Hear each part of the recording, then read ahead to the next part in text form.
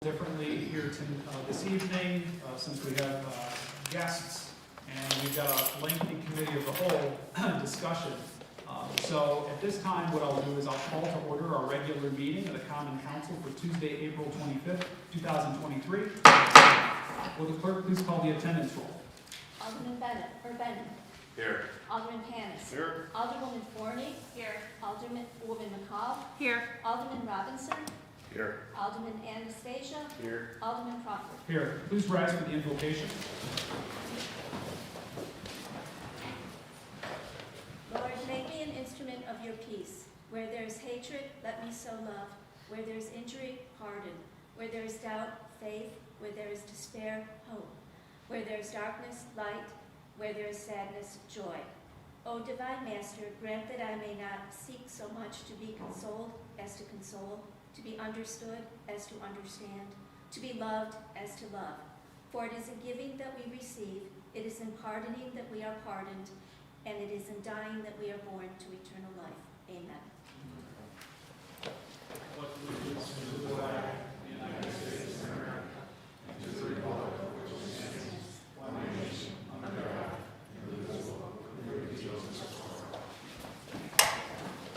Reading, correcting, and approval of the minutes of the previous regular meeting.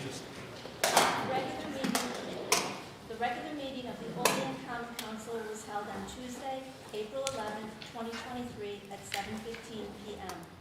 Present, Alderman Crawford, Benyon, Panis, Forney, McCall, Robinson, and Anastasia. Absent, none. I'll make a motion to approve the minutes of the previous regular meeting. Could I get a second? Second. Seconded by Alderman Anastasia. All in favor? Aye. Opposed? Motion carried. Committee reports and unfinished council business. None. How about communications from the mayor? Special proclamation to recognize Arbor Day. Whereas in 1872, J. Sterling Morton proposed to the Nebraska Board of Agriculture that a special day be set aside for the planting of trees. Whereas this holiday, called Arbor Day, was first observed with the planting of more than 1 million trees in Nebraska. Whereas Arbor Day is now observed throughout the nation and the world. Whereas trees serve many functions. They can reduce the erosion of topsoil by wind and water, cut heating and cooling costs, moderate the temperature, clean the air, produce oxygen, and provide habitat for wildlife. Whereas trees are a renewable resource, they increase property values and are a source of joy and spiritual renewal. Whereas Olean has been recognized as Tree City USA by the National Arbor Day Foundation and will continue the preservation practices that were implanted in our community during the 30-year tenure of the city's late forester, Susan Cooper.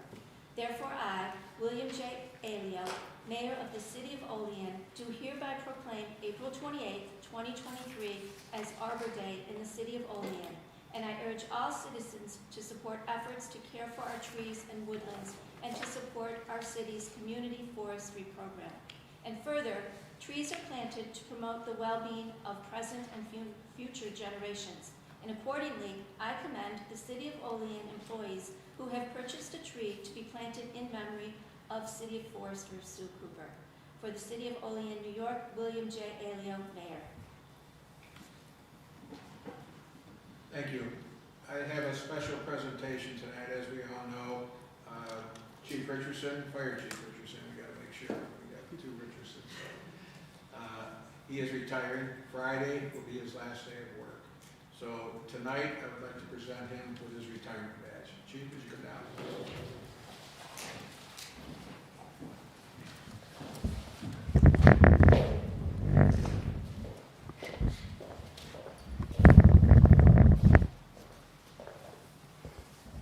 On behalf of the city, I want to congratulate you. Thank you. And commend you for your 3 years of service. I think the Olean Fire Department is in a better situation now since you've taken over, and I'm sure that that will continue. So thank you. Thank you.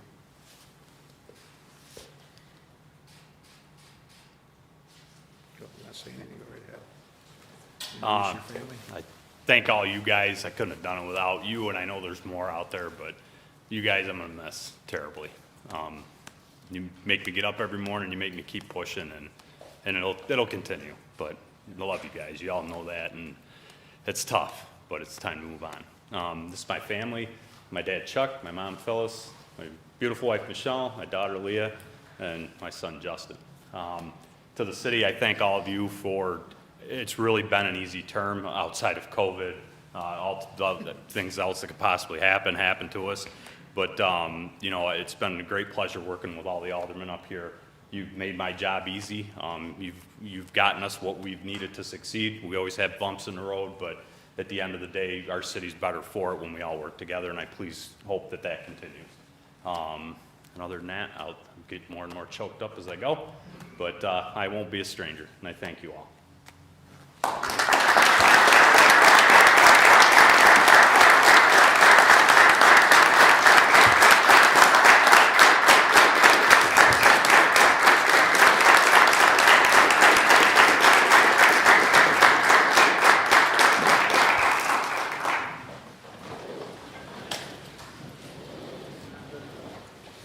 Miscellaneous communications, None.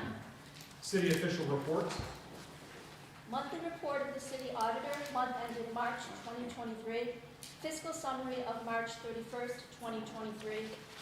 Annual financial report for the fiscal year ended May 31st, 2022. Statement of annual financial and operating information for fiscal year ended May 31st, 2022. Federal audit clearinghouse reporting for fiscal year ended May 31st, 2022. Okay, so at this point, what I'm going to do is ask to make a motion to suspend the rules. Can I get a second? Second by Alderman Benyon. All in favor? Aye. Opposed? Motion carried. And I'm going to make a motion to suspend the meeting. Could I get a second? Second by Alderman Benyon. All in favor? Aye. Opposed? Motion carried. So that was to spare our guests. At this time, I will call to order our committee as a whole for Tuesday, April 25th, 2023. Let the record show that all aldermen are present. So first on our agenda here this evening is the facelift, the franchise facelift for 2023. So this is a two-parter. One is kind of a conversation. The mayor had sent out an email earlier. The weather for this weekend looks pretty dismal again.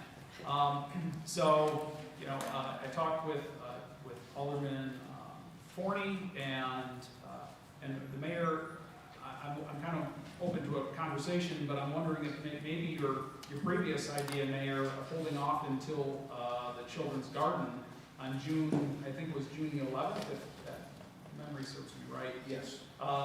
Might be a better opportunity to have volunteers, and also we're losing the Bonaventure students due to spring weekend, this coming weekend, and then it's going to be graduation. So although Bonner Responds is still around during the summertime, there's more of a skeleton crew. We could try to arrange more volunteers from the community. We'll have volunteers for the Children's Garden, and we could rearrange the mural artist to do that day. I don't know, what are your thoughts? I think that's probably a good move at this point in time. The weather is so unpredictable right now, you know, and it's not looking good for Saturday. So I think we've got more of a shot if we do go into June, and I think we can all work hard on getting more volunteers to be there and do it. So, great. Are there any comments or questions from the alderman on that? Okay, so the second part of this is a short and brief presentation from Alderman Forney, who had some different ideas that I would like to share with the council. Yeah, so this is part 2 here, and so currently we have $50,000 that was allocated to the Green Street entrance for franchise for signage, shrubs, and walkway, and we have the resolution there in 2221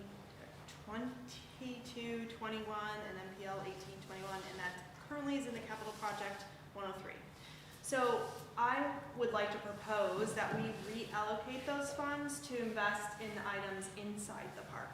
So if we have the extra painting and the refresh of the structures that are there, and then we're investing additionally in pool deck and the other items in the park, I think would be more beneficial to people who use the park. on a regular basis, especially as we get into the summer season. I do recognize that the Green Street entrance is important, and I'm not taking away from that, but I think if we still invest some funds in the landscaping and the walkway for improvement there, some of the residents in that area want to see improvements in the park. So clean up, care for the equipment, and the structures instead of the sign. I also would like to propose using that money, some of that money to refresh the pool deck with some shade and some tables, because if you've ever used the area, I know, it's blazing hot in the sun, and there's no place to sit except for a little bench, or people have to sit outside of the fenced-in area if they have children playing, or they're sitting on the ground, which is not very enjoyable or maybe accessible to some people. So I finally had a sunny day, so I went and took some pictures of what the deck currently looks like now.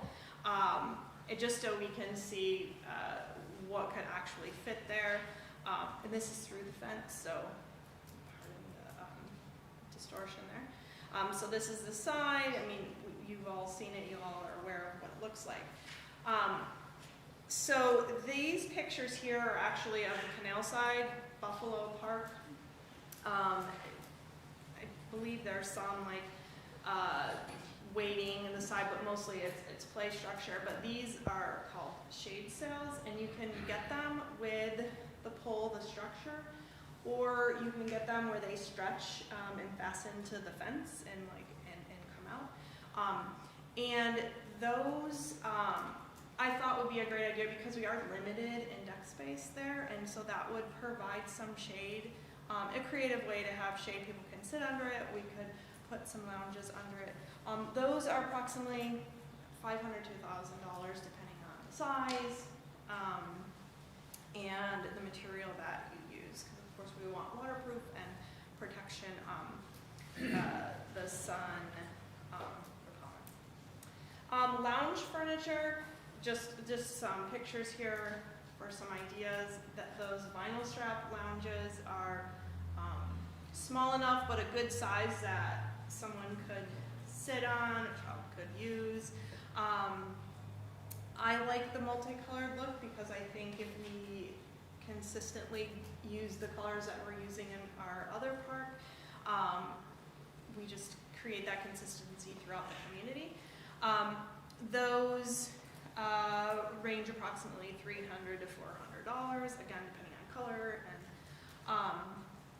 and then the round table. So if you look at the deck, I mean, we can't add a lot to that area, but one table for someone to sit with an umbrella. Again, just giving a few different options to be accessible, to be inclusive as well. Those tables, round dining table is about $500. If we had a couple deck chairs or the lounges and you have a poolside table in between, that's approximately a couple of $100 depending on the style you have, and the umbrellas in that same range, $300 to $500 depending on your style. The color scheme, this is just a color scheme that was presented for the equipment that was in the splash park, or that we would be using in Morvettes. But this also kind of goes with the colors of the decks and the colors that are there currently. But again, just tying our community together and our parks together. And then we have our mural and the cleanup. And one last point was this quote here: positive vision and inspires positive action. And just if we get positive things happening in these areas where nothing is happening, then ideally that could have a positive ripple effect, and so then we have positive activity and positive action and things going in our parks. So that's all that I have. So any questions? Alderwoman McCall? I actually think that is a wise investment of money, because having taken children and grandchildren down there and visited the pool, it is extremely hot there, and as we're investing in our parks and ultimately investing in our families, I think that Franchot is one of the places that there's no cost, no fee attached, so that, you know, we want to make all of our parks nice for whomever comes and plays in it. And it is so incredibly hot. But I think Franchot is truly one of our unique and wonderful assets that we've had for years and years. And I know hundreds of families go there during the summer. And I think that I think everything does need spruced up down there. And an entranceway is great, but kids can't play on an entranceway or sit on an entranceway. Families can't. And you're right, as we're trying to make things more accessible and inclusive for people who may have mobility issues, that would be definitely helpful. And I think it draws attention to the disc golf is down there as well. And so again, just getting in the children's garden. So we have a lot of great and unique assets that are in that park, and they're being underutilized, and I think that we could do a better job in making, you know, that positive change in that park that really is going to affect the entire community and that ward. Alderman Robinson. Thank you. First, I want to apologize for being late. Second, absolutely love that presentation. When you see those types of things, that's what you want to see in Olean. When you see the improvements, you want to see some of those modern things come to Olean and upgrade some of our parks. The one thing I do have a question on though, is I don't know, maybe the mayor can answer it, or DPW director. If the Ames will qualify to redo maybe the entryway, the roadway into that park. I don't know. Off of South Union? Is that Yes, correct? off of South Union, that road that goes down in. Would that be applicable? I didn't hear the first. The, like, Ames funding or CHIPS funding? CHIPS. Would that go towards that road because of, that's the city's road, right? I mean, nothing that needs to be answered now. Yeah, maybe something we could look Let into. me get Yeah. back to you on that and verify that, these requirements. Yeah, just a thought, because I'm thinking, you know, if we do that entryway, and like she said, with the disc golf and everything, that'd be an opportunity to get the road done, if we have the money with that. I think the key there would be is an actual road or a driveway entering into the park. Mhm. Okay, now I know across the street on the east side, Yep. it's a Franchot Boulevard there, that's an actual road, so Yep. we'll have to have them look into that and see if that's possible. Yeah, just a thought. I figured that'd be an opportunity. Yep. So, but thank you, appreciate that presentation. Anyone else?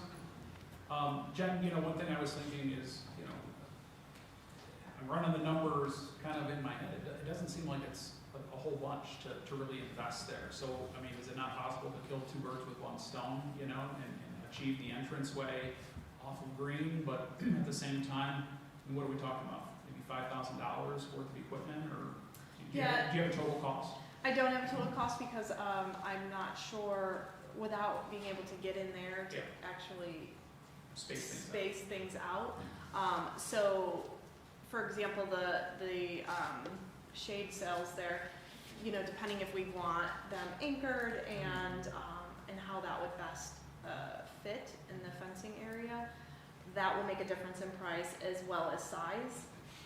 But the lounges and the tables, I mean, those are pretty much standard pricing, so.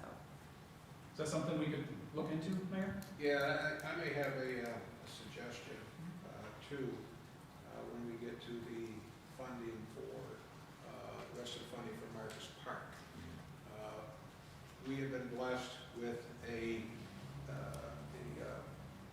we are in Manana Will, Louis and Pat Manana Will. So we have received $50,000 to go towards the stadium, parks, or youth activities. So we need, I think, around $18,000 to complete the Marcus Park, if we award that bid tonight. I could take care of that, and then leave us with about $22,000 that we could allot money from that towards the franchise. So, we could do, we could do many things there. Yeah, so, Does that work? Yeah, I think, Something to consider? yeah, absolutely. Okay, all right, very good. Okay, PL 29-23 by Mayor Elio to establish the standard workdays pursuant to New York State and local retirement system regulation 315.4. Mr. Mayor. this is an annual request. We have several people who are on the in the retirement board, either being an elected official or on one of our boards. And this is just the standard paperwork that we have to get into the retirement system. Okay, any questions? I'll make a motion. Could I get a second? Second by Alderman Panis, all in favor? Aye. Opposed? Motion carried. And is referred to tonight's regular meeting. PL 30-23 by Mayor Elio to confirm the mayoral appointment of Mark, help me out, Mayor, Boudelet? Boudelet, okay. To the City of Olean Board of Assessment Review. Mr. Mayor? Greg Piota has recommended Mr. Boudelet to be on his board for assessment review. He is a resident of Olean. He's a senior director of production development for Oracle Incorporated, an American multinational computer technology corporation headquartered in Austin, Texas. He has held various management positions since joining that company in 2003, including working as an analytic, marketing systems, and process and product development. So Greg brought him to be, he's highly educated, highly recommended, and I think it'll be a good addition to the assessment board. Okay, very good. Any questions? I'll entertain a motion. Motion is made by Alderman Anastasia, second by Alderman Benyon. All in favor? Aye. Opposed? Motion carried. And is referred to tonight's regular meeting. PL 32-23 by Mayor Elio to authorize the acceptance of a grant offer from New York State Department of Transportation, New York State DOT, for the work at the Cattaraugus County Olean Airport, described as taxiway A and B rehabilitation. Mr. Mayor? Yes, I'll have, Robert, are you prepared to talk on this? Sure. Flip to the right page here. We are in the process of getting ready to go out to bid and start construction in July on the taxiway. So these were previously approved. Part of the packet that we need to submit in, they needed a signed copy of this resolution for the FAA, so it's just really closing the loop on that. We're supposed to be starting, I think, in end of July on the taxiway. Did the runway last year, this year's the taxiway, and then following year's improvements to the building. So this is really just a closing the paperwork loop here. Any comments or questions? Seeing none, I'll entertain a sponsor. I'll sponsor. Motion is made by Alderwoman McCall, second by Alderman Panis. All in favor? Aye. Opposed? This too is referred to tonight's regular meeting. PL 33-23 by Mayor Elio to amend the fee for security services provided by the Olean Police Department, $65 an hour. Mr. Mayor? Yes, currently, the fee is set at $50 an hour, but with increases in pay, we'd like to up this to $65 per hour. And this is for the extra work that different organizations will contract with for the police department. This was not on the, if you remember, this was not on all the other increases we had. This was, we brought this up separately. Okay. All right. Any comments or questions? Seeing none, I'll entertain a sponsor. Sponsor. Motion is made by Alderman Panis and seconded by Alderman Benyon. All in favor? Aye. Opposed? Motion carried and is referred to tonight's regular meeting. Next is PL 34-23 by Mayor Elio to authorize the mayor to enter into a consultant agreement with CNS Engineers Incorporated for the Comprehensive Development Plan project. Mr. Mayor? We have Carrie will speak on this. February 14th, I had released RFP for professional services. They were due a month later. We received responses back. There were 4 firms that did respond. I had an independent committee derived of 2 of the local planning committee members and 3 city officials review them, score them independently. Out of the 4 firms, there were 2 that scored quite closely, so we chose to interview these firms the week of, well, I guess it was 2 weeks ago, and so, and last week, so we did them, and ultimately, CNS came out as the clear winner. I went to the New York State Department of State and advised, I would be seeking permission to hire CNS. Tonight, they've granted that permission, as they're one of the funding sources along with Empire State Development, the Siemens Initiative Fund, and the Cat County Municipal Grant Program. The budget would be covered in its entirety from all the grants I was able to get for the project. Okay. Any comments or questions? All right, seeing none, I'll entertain a sponsor. Motion is made by Alderwoman Forney and seconded by Alderwoman McCall. All in favor? Aye. Opposed? Motion carried and is referred to tonight's regular meeting. How about PL 35-23 by Mayor Elio to authorize the mayor to enter into an agreement with Molly Ventura Landscape Design Architects PLLC for the design and construction and administration of the Marcus Park collaboration with Tandem. Mr. Mayor? Yes. This bid went out a while ago. We've been waiting to bring it to the council. The bid was for $68,477. We did only receive 1 bid. We're very confident with the abilities of Molly Ventura. She's done a lot of work here in the city.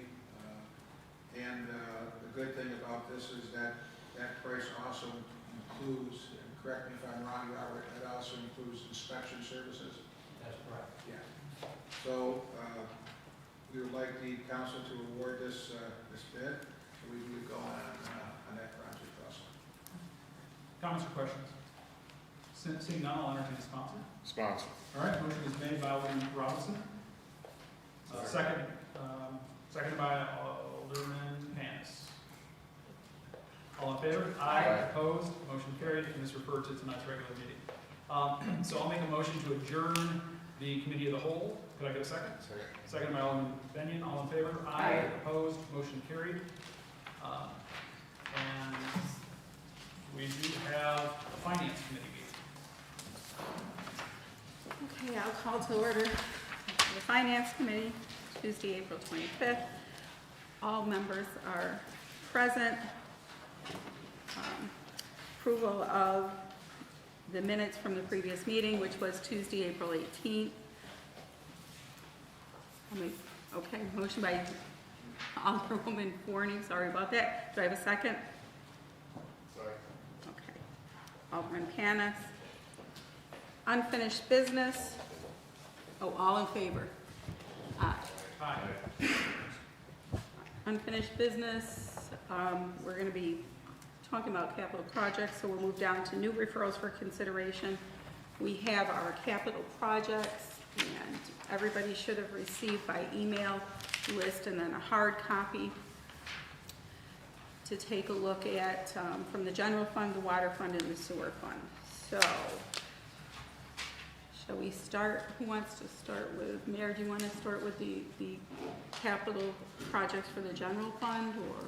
Can I make a Yes. suggestion? Sure. So what we've got here, just for everyone, is maybe you want to grab these numbers and put them on your worksheets. We've got a general fund balance of $2,366,154, and then we've got a general fund contingency of $58,000. We actually have them. Lens is that good. Thank you. Yes. Perfect. Then you guys don't need to grab those. You didn't hear it, John, say it again? Lens is that good? Oh. Hey.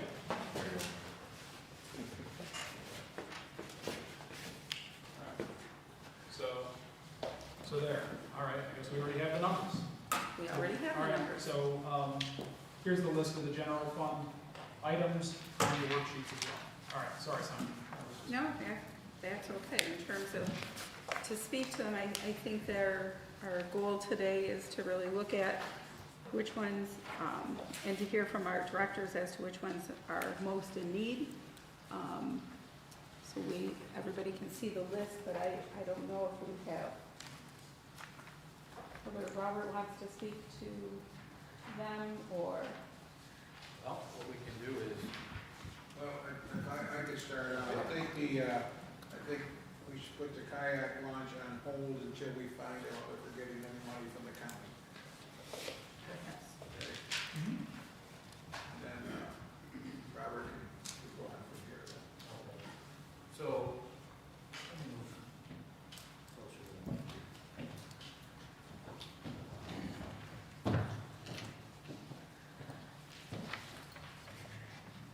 So we've got a collection of things to talk about tonight. I had 3 specifically for myself, and then Brad's got quite a few, and I believe the fire chief also has some things. So what I'll do is I'll start with, the mayor already addressed the kayak launch, so move that over. The other 2 items that I had put on here was, one was the tree program. We had spoken in depth at one of your budget meetings on that. We were looking to do for this is we have approximately, give or take a couple trees, we have 150 ash trees in the city that are shattering before our eyes and falling down, and they've pretty much wiped out our tree budget. We were looking to get $50,000 a year for the next 3 years to remove them.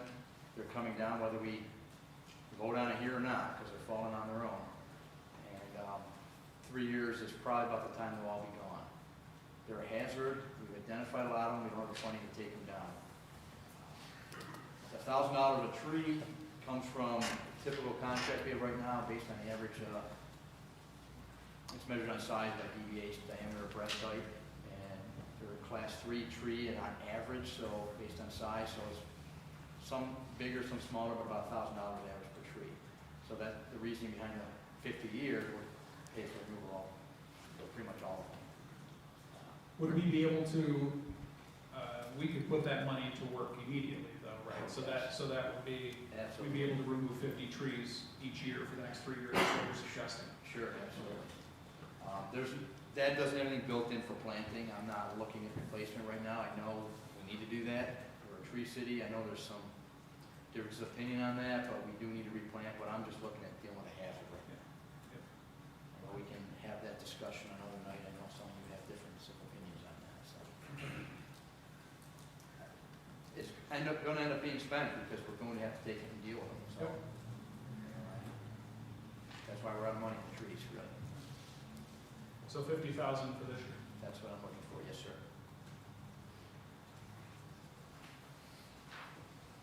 Any questions on that part? All right, and the next one I had on here, which would have been my 3rd one, was the sidewalk rebate program. We briefly touched on that at the last meeting. We had a discussion on how long it takes to get the money back, the rebate program versus the regular sidewalk and concrete program. And we were looking for a capital fund specifically for sidewalk rebate for $30,000, which would allow us to do approximately 30 sidewalks in that volunteer program. I think Len did some further homework on that, and just to where those capital funds shook out, they were never actually brought up, split apart. So, Yeah, so I went back to the notes as well, Lens, and so we ended up saying that we would start a brand new fund this year with this funding. that's correct. Yeah. So this would be the time to do it, put that 30 in and start fresh on it. So I'm sorry if I made any, I know we talked about it in depth last year, so. Okay, so you're looking at starting a brand new capital fund. We're also waiting, and I know we want to start rolling out the applications and so forth, probably have people on a list Yes. already for that program. Would we be able to have some of your suggested changes to that program by for next committee meeting, next week, next Tuesday? Yeah, I think we would. I don't see an issue All there. right. yeah, I was gonna say, I'm we sorry, need to, Sonia. that's okay, I was gonna say we would need to have that in place before we actually approve But always- any. Always helps to have the rules before we fund it, so. Absolutely. Agreed. All right, so, Are you gonna put a cap on the residents, how much money they can take advantage of? Yes, and Director Robert was going to make some suggestions about it. yes, we'll have that all draft version for you here to look at next meeting. All right, after that, on the list here, that was,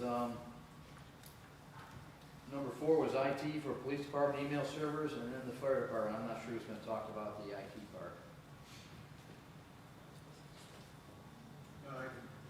As we discussed during the budget process, we removed this request from the budget. It was requested we remove it and put it under capital projects. So that would give the servers needed for the police department, and it would be the servers to keep our email system up and running. Is that right, Jason? Yep. Okay. And then the software for code enforcement, I think the chief could talk about that. Yes, good evening. So again, this is the iWork software. We've done quite a lot of research on this. Every one of our code enforcement officials highly recommends it. We're getting into grass and weed season starting May 1st. The other issue is now that we have a code enforcement official operating on Saturdays, when we do stop work orders, he still has to come back, fill out the permit, have the contractor get permitted here, and then go back out. Whereas this, again, one of the main advantages that we have as far as customer service, I would say, is that if we catch somebody doing an illegal job, we can right there rectify the situation, get a building permit, get it up to snuff so they're not dependent on the weather or gotta wait till Monday or something like that occurs. And again, this really updates a program that we desperately need at this point. The other advantage is that it is cloud-based instead of server-based. We're gonna have to look at buying another server because the current software that we have through BAS, it takes up a significant amount of space on the server. So this, by going cloud-based, will be easier access. Again, being able to track a complaint, once it's entered, it's assigned a number. The council can follow up if they have that number through calling the codes office and say, for example, if JR says, I want to find out what, there's a complaint down on Front Street, this is the number, we can search it, and he can verify the dates of when things are happening, such as ORs, which I know is a big issue, because it's like, why does it take, 2 weeks to get debris cleaned up when we're cleaning up 5 days in garbage? Completely different ordinance, but at the end of the day, I think this is a good move forward for a lot of what we have on the horizon for codes, for more revenue and more efficiency, I would say. So Yeah. that 40,500, that had the 16.5 for the first year in it. Correct. Yes. Yep. So your first portion of it is I know there's budget constraints, so our thought here was let's get it up, get it off the ground and running, and then that gives us a year to kick it into budget next year, put it in the line item, and then continue it from there. The other one good thing with this company is that over a 10-year history, they haven't had a significant rise in software costs each year. For example, our charting platform and our NIFR software, every year it's a 2% increase. I mean, it's just, when you sign a contract, they don't hide it. It's either, pack it or keep using it. So, and it's a lot of data. Okay. Good on that one. I'll do this by rank at this point. I'll go down to number 7, Central Fire's HVAC. Again, this as far as codes, number 1's the iWork software. Fire, this is number 1. This has been on the books for a year now, a year and a half. Today we actually did have the asbestos survey done on it, just to see where we're at, and the lab results will be back within a week. So we did have a surveyor come in through Kevin today and complete that to see what we're dealing with asbestos abatement. Just to give you an example, it's original, 1974. There's not a lot of control valves on the registers themselves.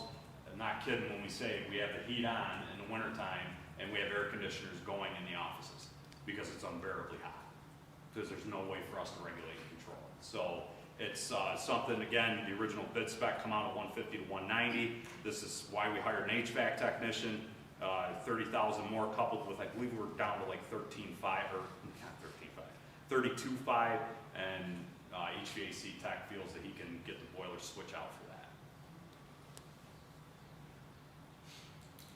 that.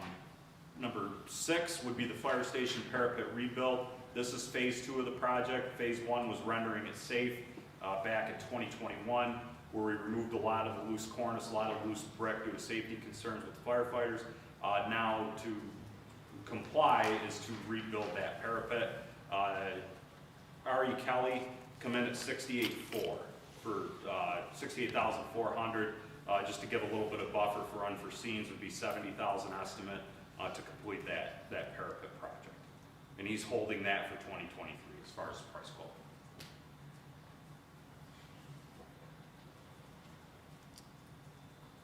Item number 8, to allude back to the budget prep meetings, this is not shovel ready. This is, again, just putting on the horizon of what we want to do out back of Fire Station 1, which will eventually need to be addressed. And I would have to do some, well, it won't be me. Somebody will have to do some work with that to get where we want to go with millings and a surface down there, obviously security, lighting, fencing, to make sure that that area is secure down there. But this would be the rear to Fire Station 1 on the east side of South 2nd Street.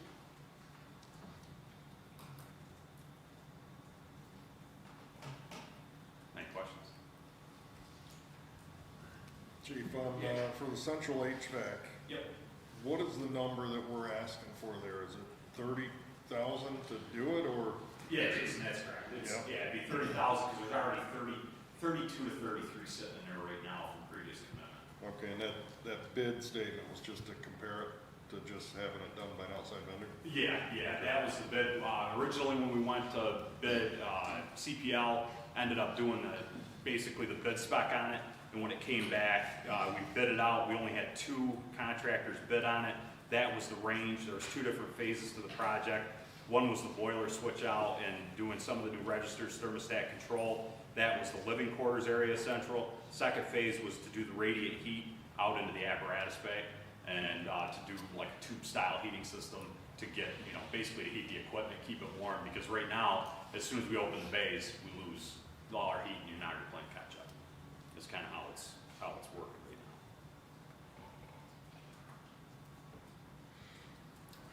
now. Any other questions? So just Y'all are going easy on me tonight. well, I was looking at a rough estimate, but if we did every single thing minus the kayak launch, it looks like that's $251,500 for all of our capital projects, just to give you guys some idea there, from the general fund. 254. Thanks for checking the math there. No, I was asking. Oh, 251. I was like, well, geez, I did it twice. 251.5. Yes. Talking 2 through 7 or 2 through 8? 2 through 8, or no, 2 through 7 because 8 is not ready. We don't have any figures on that. No, that's. Yeah, so 1 and 8 are excluded from that figure.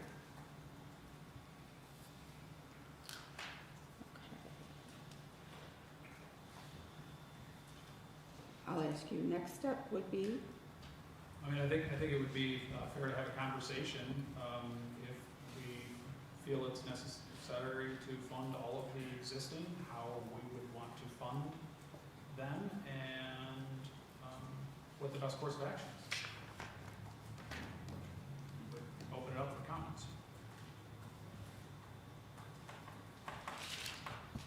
I think we've had extensive conversations about the importance of the sidewalk rebate program and how important that is to our residents.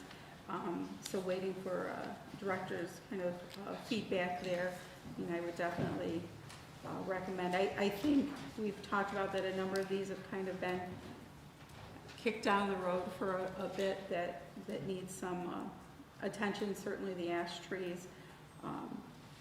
And I think anytime we update our software, we've talked a lot about issues with code enforcement in terms of tracking, so I definitely would be in favor of updating our software in the police email servers. It helps to make everything more secure in addition. We've been talking a lot about efficiency. I think those things, and talking about the HVAC, that certainly seems like that's about energy efficiency too. If we're talking about losing heat and the fact that we have to have air conditioners on at the same time we have heat on, so. Other thoughts, comments? Alderman Robinson. I just wanted to add that, I agree with everything you said, especially with the fire hall, the fire department's building there with losing energy.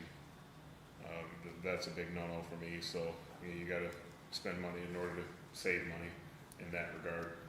As far as the tree fund, I understand we're looking to do $50K per year, but in all honesty, with the amount of trees that we're talking about and the issues that we have year in and year out, if we have a decent season this year, if we could knock out more of those trees at one time, I'd rather do that. So I'd rather put the 150 to the side for that now.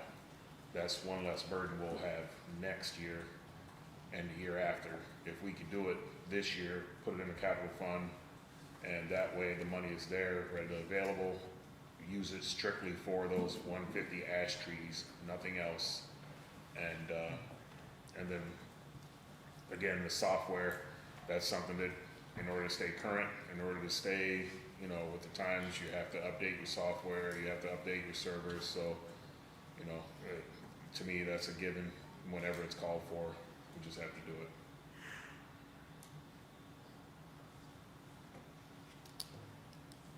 Any other? Just, Mayor? during the budget process, I know y'all know this, but we removed $120,000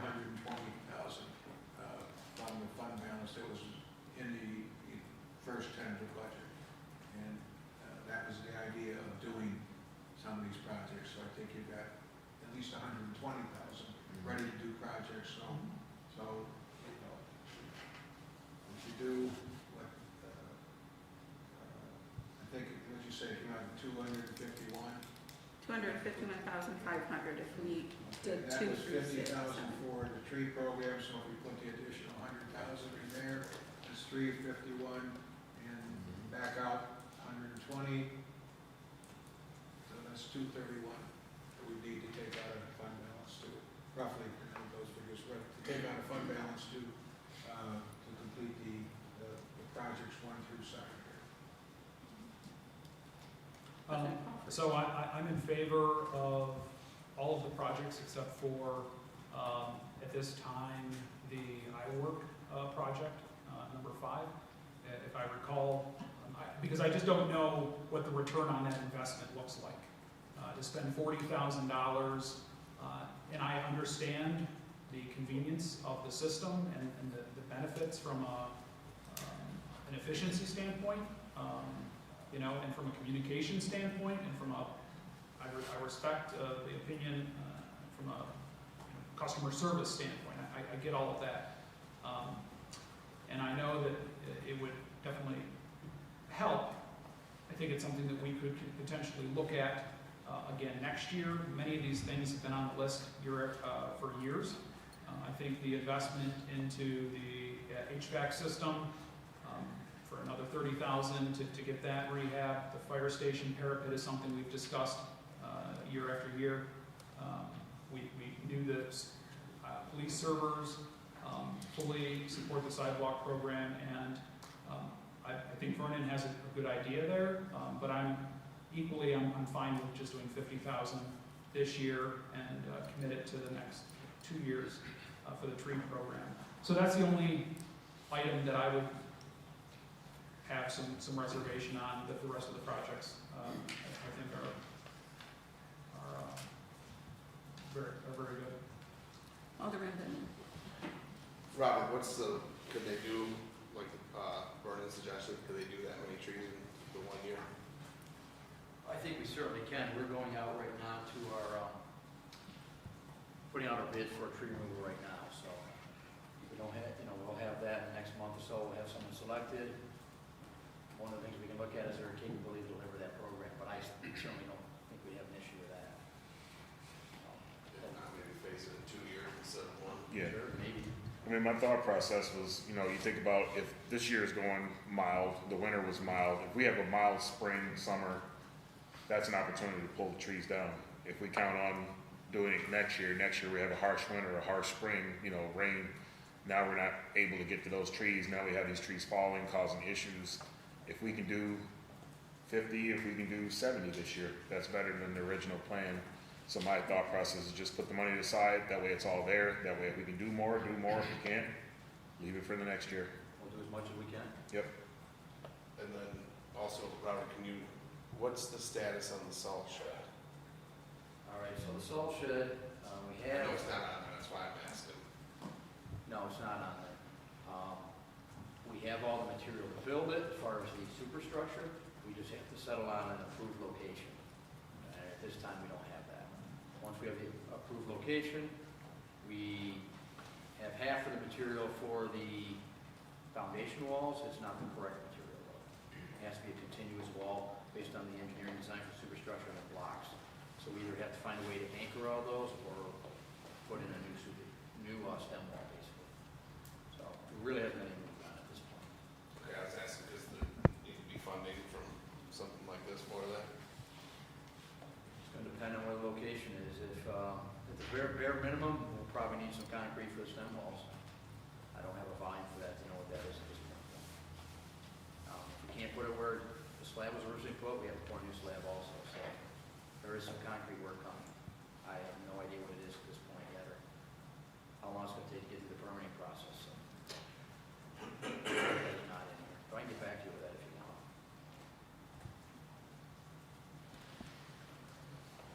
Thanks. Yes, sir. And one other question I have, because I know we've brought up the city garage, right? Help me out, Alderman Benson, where the trucks are, right?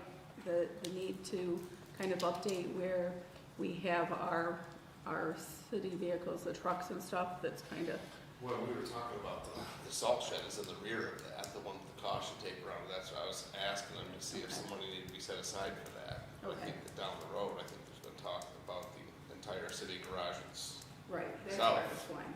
Yes, and which is a there's much need to- larger project and conversation. Yes, kind of put it at least in our minds in terms of. Correct, Robert? Yeah, we definitely need to look at a new garage. We are several decades past life of the facility, but I'll be upfront and just kind of lob a number out there. You're probably looking at $20 million. And we don't have a location yet, so we have to, part of that money would be acquiring the proper space. That needs to be done. Should have been looked at probably 10 years ago, probably before any of us were in this room, so. Is there anything that needs to be done to shore up for safety for staff in the existing city garage? Where do we begin? We need to start on the roof. We've got asbestos issues up there. We need to patch the leak. We've done as best we can up there, staying away from the asbestos. But one thing leads to the next. Now we're remediating the roof, and then it just keeps adding up to a facility that we really need to tear down. Little tense.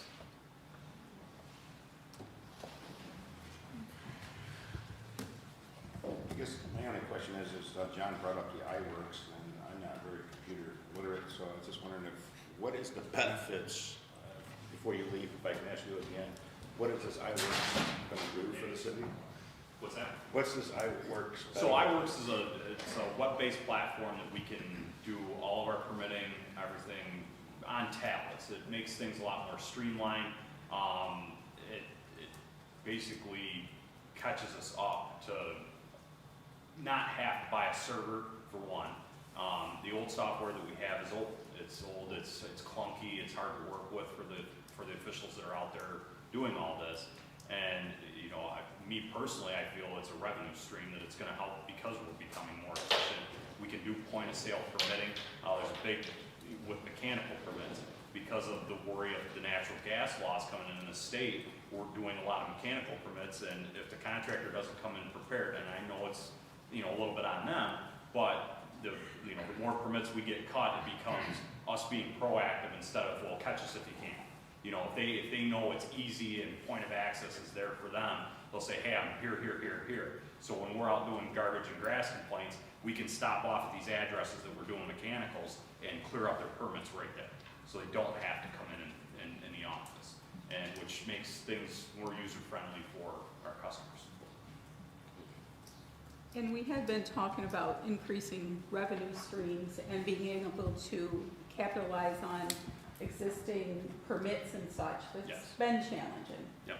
And again, you know, it does do a little bit more of transparency with what we're doing and being able to follow up on complaints through the process, because I know you folks get a lot of complaints as to say, well, I called codes on this complaint 5 days ago, why is it cleaned up? It's like, well, it doesn't fall under the public safety rule, or it doesn't fall under the vermin and rodent law, so we can't just immediately clean it up. We've got to give them the time for the OR to expire, and then we can find them and clean it up, is that's what it amounts to.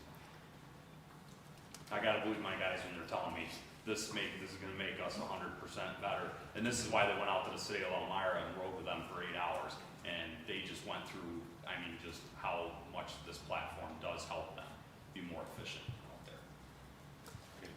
Thank you. Can I see? Alderman Robinson. I want to address the council and the elephant in the room. We all email codes like we're calling our kids.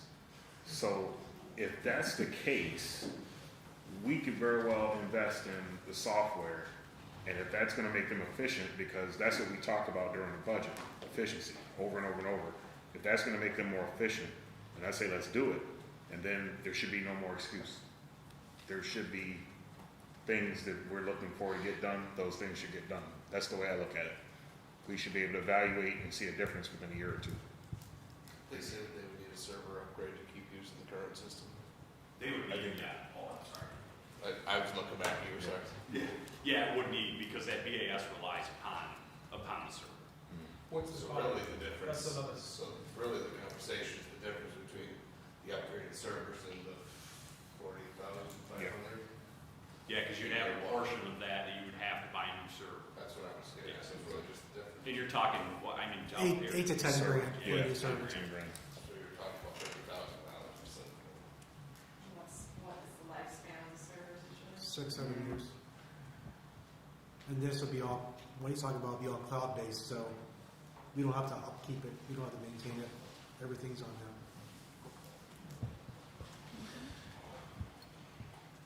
Any, So I guess I would ask for a general consensus. What's the feel? On the iWorks, No, on the projects in general. as they suggested, I think that rolling that tree program into 2 years instead of one saves a little bit, but I'm good with the other way too. Yeah, you want to do that? You want to go 2 years on, go 75 and 75? Oh, I'm good. Yeah, no, I mean, we all, I mean, I just emailed Robert about ash trees the other day lining Buffalo Street, so, yeah, I mean, yeah. So I'm in favor of that. Why don't we go ahead and go 75 on the tree program?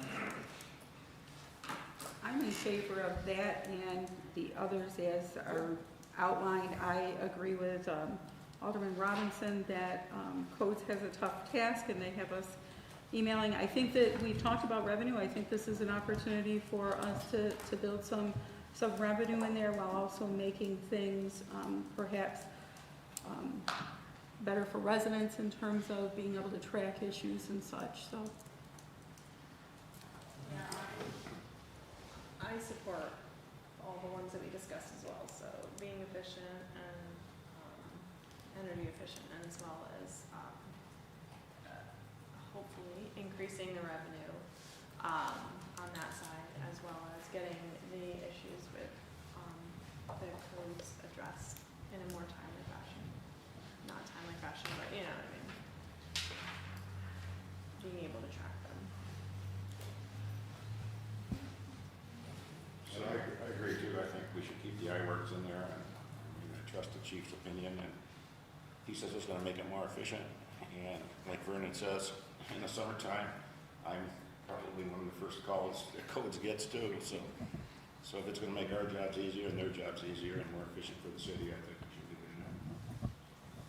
it. Okay, so we should look to pull, Mayor, would you say we could pull 50,000, or, I don't know, however you want to slice and dice it.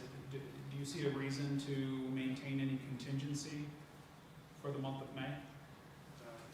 At this point? 58,000. No, I don't see any reason to. Okay. So some combination then of we take, so I came up with a total of 276,500, is that right? Yep, that's what I have. All right, so 58,580 will come out of contingency and the remainder out of fund balance? Okay. Can we get that drawn up for next week? 2 weeks. 2 weeks? Next council meeting. So then that will put that'll change our fund balance by what? Let's see.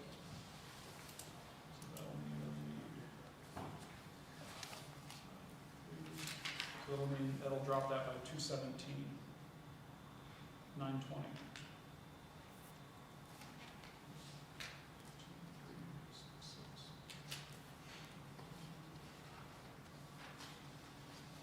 Now still leave us a little over 2 million in Yeah. general fund. 2.140. And then for John, there's also money on the parcel, but I apologize, I got that right when I was in the board. What was that on? This one, Okay, $48,000 there, unspent. okay. All right, so we can just add that to, so the 58. There was rules to that though. Yeah. Yeah, we're pretty good at what we do, because we do not, we're under 10 million. Okay. So we could actually use the existing ARPA funds for the fire department's HVAC. Yes, That would be a use. that will qualify. Yeah. Yeah, or you could use it for that frame shot add-on, correct? You do it for parks. What's that? If I remember, right, you do it for parks. Yeah. So if we, Jen's proposal of frame shot stuff through the ARPA. But they need 30, for the HVAC there, just to give us 18,000 that we could use for parks, yeah. yes, that would be 18,269. Okay, So then that should increase. so we're gonna take, yeah, so we're gonna back that 48,000 out of the general fund there. Tiffany, you taking good notes here? Yeah, 58,580 contingency, 30,000 for the HVAC from ARPA, and the remainder from fund balance. Yeah, so that should leave the fund balance around 2.2 million. Okay.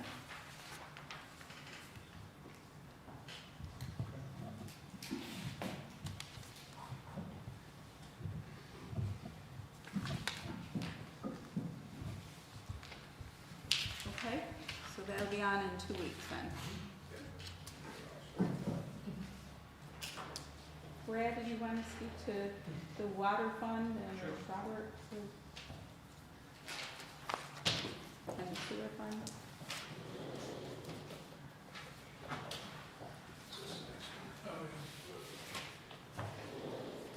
So we have currently $930,960.54 in water fund. Okay, so I think the first on your list is the water distribution, truck bike for number 8. We have a quote for that for $36,955. That is the one and only truck that they use for, the digs that they do. And really the issue with that, I think we covered before, was lifting that weight and dumping that material creates a safety concern with the dump body and the condition that it's in. They can certainly use it, without dumping it, but once you put something in it, I don't know what you're gonna do from there. I think there was some question about whether or not there was somebody in Limestone that could maybe repair that. Jason. Yeah, I think Alderman Panis had talked about that. I don't know if that's a fleet issue. I think Robert had spoke to Mark about that. I'm not quite sure where that's at. That was the last time that I had talked about that. Yeah, no, I talked with Mark about it, he wasn't too keen on it, we have to pay him prevailing wages too. I don't know if we're gonna save much in the end. But the trucks are pretty shot, he's not comfortable with it, and doing those repairs like that. I know Mark is not comfortable at all with it. Any thoughts on? I'm I'm just glad paying prevailing wage helps us keep things running. We can discuss that at the fleet meeting, but I don't know, we'll talk about it later. And correct me, but we can't find we can't find a replacement vehicle? Is that the catch? There's not. It wouldn't be a better alternative to get a different vehicle altogether, right? I don't believe that this truck was ordered in the fleet purchase that we just made. There's a 2-year lead time on these vehicles at this point. Okay, So, all right. for now, this body is working. Yep. But I think the thought was, we can't guarantee that it's going to work for another year or so. Yeah, I don't think we'll get through next season with it, based on Mark's analysis of it. Number 2, underwater, any more questions about that one? Number 2, underwater is the refurbishment of well 18. The cost on that was $55,000. We just did a refurb on well 37. That has produced an additional 200 gallons a minute out of that well. That was well worth it, and this too will be well worth that investment there. The more water we get out of our wells, the less water we have to produce from the filtration plant. That saves us money. So the long-term plan with these is to do well 18 this coming fiscal year, and then well 38, which I don't believe is on your list, but it should have been on the board downstairs. But anyways, well 38 the year after that. That's to get the most water production that we can out of our wells. Any questions about the refurbishment of well 18?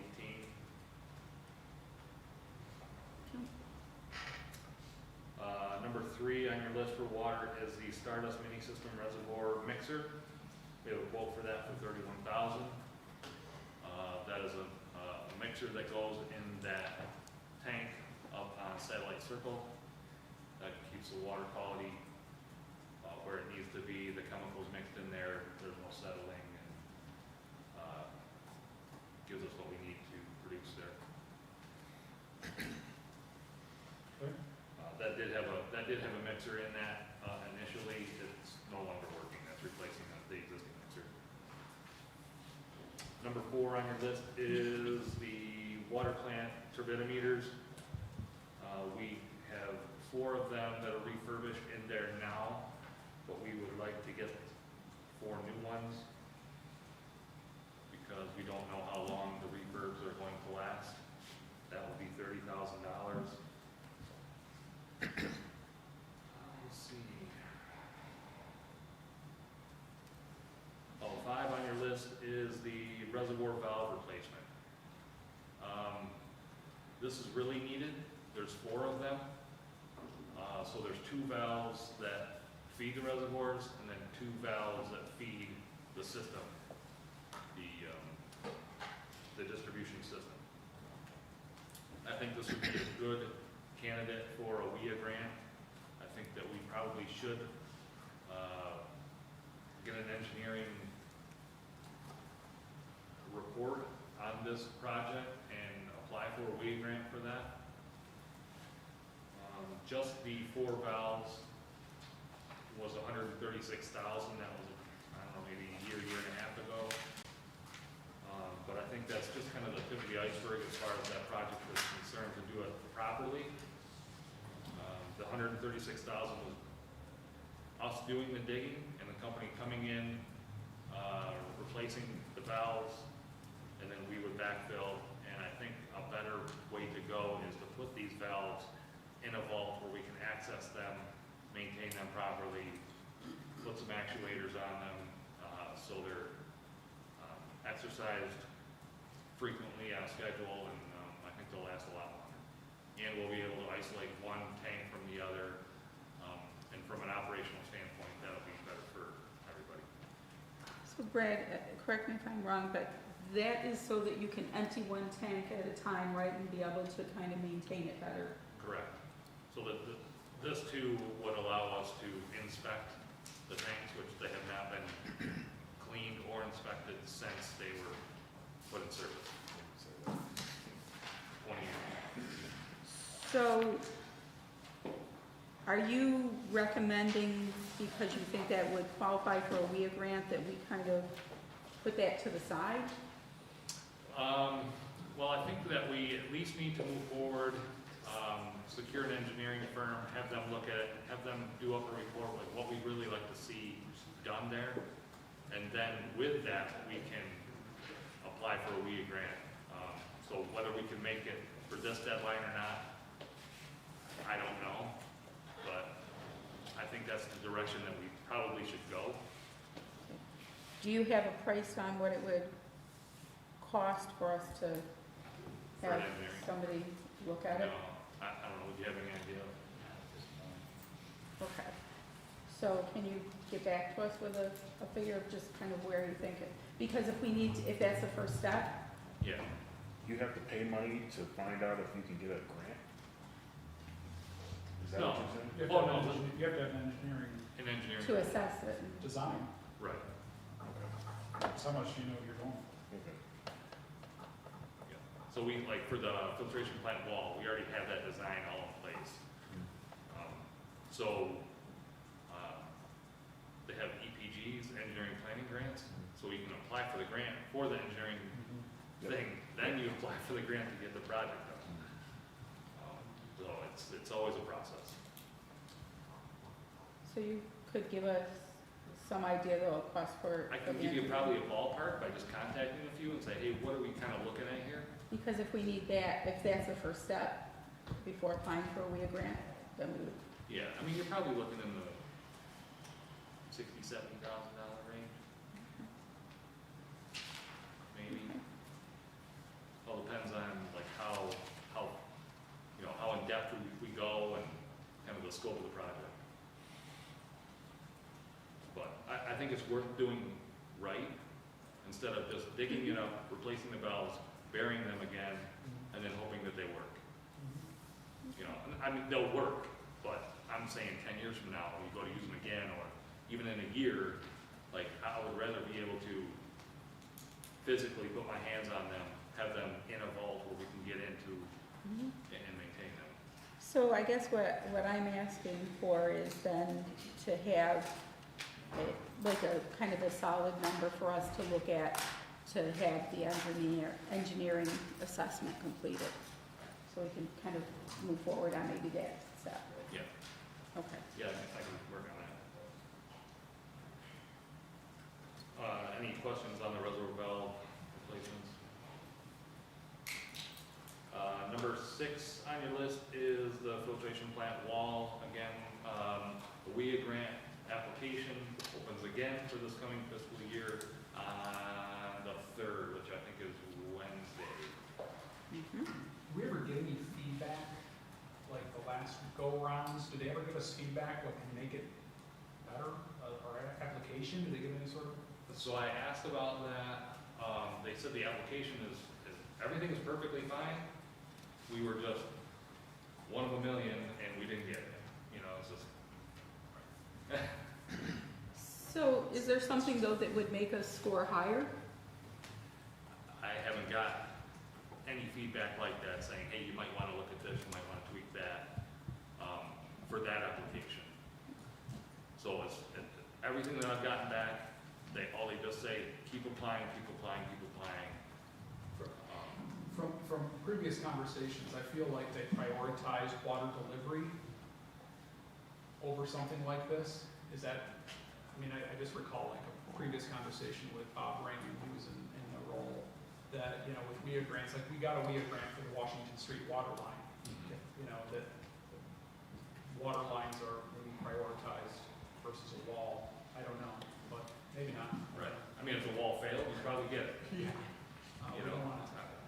I hate to say that, but that's probably the reality. And I think that's a conversation that we need to actually probably at this point start seriously having. Is this has been on the list, I think, Mayor, as long as I've been on the council. We're pretty darn close. So, yeah. So we may want to start considering different financing options for that. I mean, obviously, we're not pulling that out of fund balance. You know, We're kind of at that point where like, not only does the wall need to be addressed, but we also have the media in there that is original to the plant. It's going on 21 years old. there's Yes, some major upgrades that need to happen. yeah, those are the two things that that facility really needs. Well, we'll keep our fingers crossed that the state budget passes. There should be additional money here for water and water projects and that, so. But if it doesn't, we may need to have definitely. some conversation about Yeah.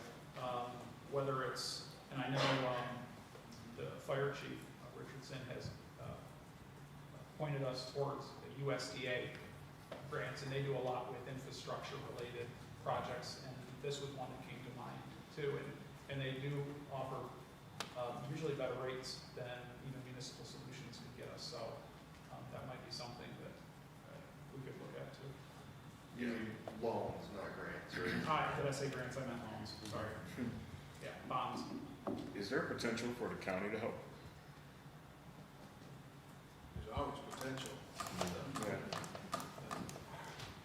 There's things we can ask, yeah. I don't know if, one thing that we probably haven't looked at least to my knowledge that we've looked at, is we do supply water for the city of Olean, the town of Olean, a little bit of Portville or Westonville, as you want to call it. That facility produces water for those areas. We might be able to do something with an intermunicipal grant. I don't think we've even looked down that road, but it's a possibility. It's worth looking into, I guess. Does that make it more appealing to the WIA too? Because it does seem like when we have the opportunity to show collaboration, that scoring increases, no matter what the grants are, Yeah. whether they're, federal, etc. Those are typically two different grants. So they have IMG, intermunicipal grants, and then WIA grants. Same agency, but two different roads. Two different funding streams. Yeah. So like I say, I don't know whether it's, I just thought I'd mention it because I don't think it's been really looked at too hard. Number 7 on your list, lead and copper service line inventory. You know that we have to have an inventory of all of our service lines in the city, from the main to the curb stop to the meter, what the material is of all of those lines. We have to compile that, send that to the DOH by October of '24. And then from there, we need to go through and either do water sampling on lead lines or replacement of those lines. So galvanized lines, lead lines, we all need to get those replaced and get copper in. Once we get that list put together, then we can apply for some funding to get some of those lines replaced. Number 8 on your list, the scale inhibitor at well 3738. That will allow us to have redundancy in the pumps there. Right now we only have 1 out of 3 that are operational. We have some chemistry issues there, that once the well water goes through the scrubber, the pH is too high, and once we add the chlorine, you get scaling on any surfaces that it comes in contact with. So for that well site, there's a couple of things that we need to look at in the future. That is a scale inhibitor, and that is a possible different scrubber. We have some new technology that we would benefit from there. So Brad, it says see engineering report, so do you have a figure here? We have an engineering report, and they wanted to, basically the report says, pay us X amount of dollars, we'll come in and do a study on the chemistry of that water, and they'll either advise us to do this method, or this method. So really what you're looking at is chemical addition, or, say, a carbon dioxide, you know, you run the carbon dioxide through the water and it adjusts pH for you. It's all really water chemistry related. So the next step, though, is to pay the engineer to tell us the next step, is what I'm hearing. That's the safest option. When it comes to adding chemicals to water, you really want to have that third-party expert telling you, yes, this is what you need to add, and this is how much you need to add to do that. You really needed to do like a pilot program, and we're not equipped to do that. We did go to Corning to see their scale inhibitor addition there. I think that we can do that here and benefit from that. There's not a whole lot to that, but again, we want to have somebody come in other than ourselves saying, hey, this is what the water chemistry is and this is what the dosing needs to be. So again, that would seem like we would need to have a quote for, Yeah, which we have, but it's a year and a half old, so okay. we would need to have that updated. Any quote that's more than 90 days old is toast. Any questions about that?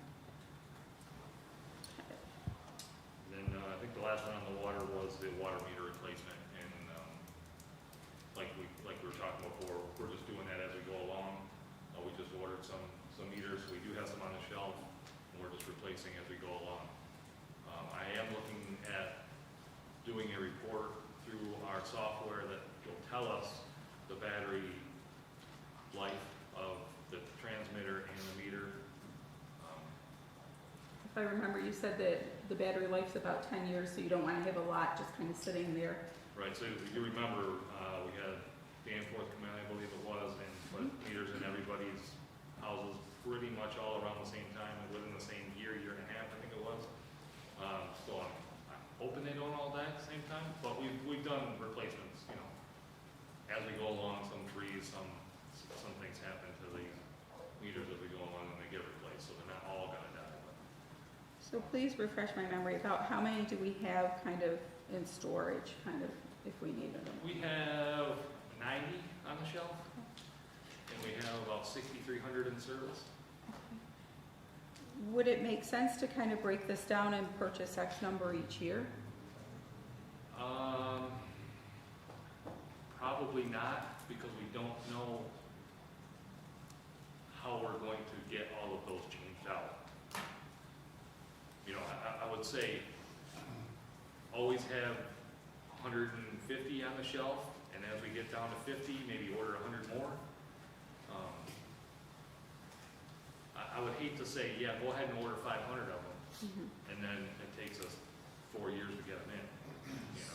So would you like 60 this year to make it 150? Yeah, I mean, that'd be great. They're $400 a piece when you couple the meter with the transmitter. I'm guessing you're expecting us to ramp up all of a sudden, because I think, didn't we buy 100 last year and we still have 90? If I remember right? Yeah, we purchased 100, we got 10 in, and then we had to wait a while to get the 90 in. So we have about 90 on the shelf. I don't have an inventory, you know, with me, but I want to say it's about 85, 90. But that department hasn't been full staff either. Generally we would have a dedicated person to meters, and that's all they do. But with the turnover in that department, that person has been working with new hires, training, trying to get everybody up to speed. And we're still down one person. Hopefully we'll have that person working by June 1st. So 60 meters is about $24,000. Okay, so of the capital projects you have, really 1 through 4 are ones that we kind of have current numbers on. And, well, the water meters we could kind of come up with. Thoughts? Any that if we did 1 through 4, that's 152,995. What Lens gave us was where we would like to have our fund balance according to the council's rule. And so for the water fund, that would bring us to 15% would be about 602,000. I have a question, Simon. Sure. Len, are we over on our contingency in the water fund? Yes, that's correct. So we need to refund that, 25,000, correct? Okay, so, we still have, how many meters on hand? 85, 90, somewhere in there. And how many do we typically do a year? Depends on, it depends. We've been doing quite a few lately, but these winters have helped us out a lot. We could go through 40 meters in just a winter with people's meters freezing and stuff. So I just want to make sure that if we were to go off of the 136, I mean, I think we need to, I think Jason probably would agree, that the reservoir, the valve replacement, I thought we did it last year. I think that's something that we should, again, it's one of the items I've heard a lot about, so I would really support getting an updated cost on that, Yeah. and doing that project. 1 through 5 are priorities that we can handle with our fund balance right now and keep us where we want to be. And then the water filtration plant, again, like, I think we need to look at what those options are. So I just want to clarify, because I'm in agreement with 5, but if I understand what you're saying, Brad, is that 136 is to do it kind of just to bury it without kind of putting it in the housing, kind of as you've recommended. Right, so at the time, the 136 was, that's 4 inserted valves with the company coming, showing up, having the line exposed, they just get in the hole, they do the inserted valves, and then they're out of there. But no way to kind of service it on an ongoing basis. Right, so then we backfill and, they're buried, we can't get them. How come we couldn't put them in a vault ourselves? Buy a vault, put them in there? Well, it has to be excavated, and then you have to pour the floor, and then put, I mean, the vault, you can buy them already precasted. You don't have to. I don't know how, because the line's already there, Right, you get the. Gotcha. you know what I'm saying? Yeah, you can't. The lines aren't separated to where you can shut one off, do that side, and then do the other. Gotcha.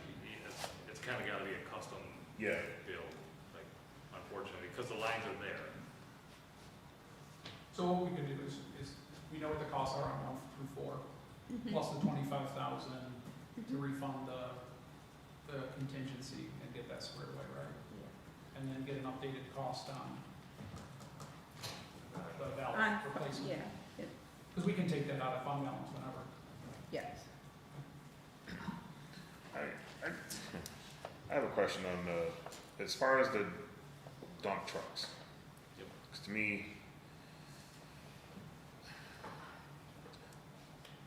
those, we don't know, right now they're unsafe to use, is what we're saying. But yet we're still using them until they just completely fall apart. Well, they're still using them, Right, so I can't say whether they're unsafe to use, okay, but I think the concern was, when our head mechanic says, hey, you need to look at getting a truck body for this, Right. or a dump body, I don't question them. and we have, the 2 replacements are already on order for both 39 and, I know I'm jumping, but 39 and number 8, they're both already on order? I don't believe we ordered those trucks, no. There was a 2-year wait, so either, 2-year wait on all vehicles ordered, so they're not ordered yet? No, he said I believe John said, oh, we're gonna get another truck, he said, well, it'll be 2 years out, and that's what I was referring to. Right, I assumed that we already have, I mean, So truck 8, we didn't order. Truck 39, we may have ordered that one, because that's just a 1-ton. I haven't checked that out. But that's 24 months out. to me, that just seems like a waste of money for maintenance, to find another truck, find something somewhere. I mean, there are a ton of vehicles out there that could be bought. I mean, I don't know, that's just my thought, that we could find another way of dumping $57,000. Do you know what size truck that is, Robert? No, I don't have those notes with me. Truck 8? It's, I don't have it with me. I mean, you could buy I a don't know. 3/4 ton pickup truck for, It's Deck smaller out. than our big plow trucks, but it's bigger than the 1 ton. Yeah, I don't have that here. I don't know, I'm it's just, like 550, something like that. this is a thought, I don't know how the funds can transfer and what the airport has going on, but they've got that old dump truck up there that's in impeccable condition for how old it is. I'm guessing it's in better shape than this truck. And I would also think that that truck doesn't need to dump. It just carries a salter, or does it even do, no, it's just a plow truck, right? At the airport? I believe it's just a plow. Maybe you could shuffle it around and you don't even need a truck. right, I'd have to look into that. and then go ahead and get the order the replacements. Yeah, I mean, it's a sizable truck. I don't know how many axles it is, but, Yeah, I think it's comparable in size. I've seen it once or twice walking Yeah. through the garage. I mean, I've seen it. I've always said if that thing went to auction, I want it. So I know what kind of shape it's in. Yeah, But if you could shuffle that and it would work, you'd have a truck. right. I think the truck up there is just for plowing. Yeah, I mean, that's an option. We can look into that before we make a decision on the demo. Okay. Number one. So kind of placing number 1 on hold to see whether or not that is viable to Alderman Panis's suggestion of seeing if we can make an adjustment with how, in terms of efficiency, we utilize our. Okay, so that would, if we took that off, that would leave a, hang on, I have to redo my math here. So that would be 141,000 plus, you said 25 to put back into contingency. Well, that is with that. 2, 3, 4, and the 25,000 would be 141,000. That puts us well within, and then you would get us some figures in terms of the engineering for number 5, and also then 8. Some engineering figures. Okay. Thoughts? Yeah, that's, I'm good with Okay. that. So we can go ahead and put 2, 3, 4 plus the 25,000 back into contingency on for 2 weeks? Okay. 2, 3, 4, and probably, or just 2, 3, and 4. 2, 3, 4. And we're waiting on the engineering costs for 5. You doing anything with number 9? With what? Number 9, meters? Do we want to do something with the meters? We talked about there's 90 current in stock. And the question is, do we kind of, are we, do we want to have kind of a rotating system, or do we wait and kind of as they fail and then I would probably wait to see where we're at. I would hate for you to address it now, and there's really other more pressing issues. Yep. And then they'd sit there, and meanwhile their batteries and stuff is running, the time on them. Okay. One thing to kind of keep in the back of your head, number 2, the refurb of well 18. You could also do the refurb of well 38. It's the same, it would be the same price as 18, but, that's either, that would be, if we didn't do it this coming fiscal year, it would be the fiscal year after, that we would do that, or that I would be asking for funding for that refurb. That's about, these wells get refurbed about once every 10 years-ish.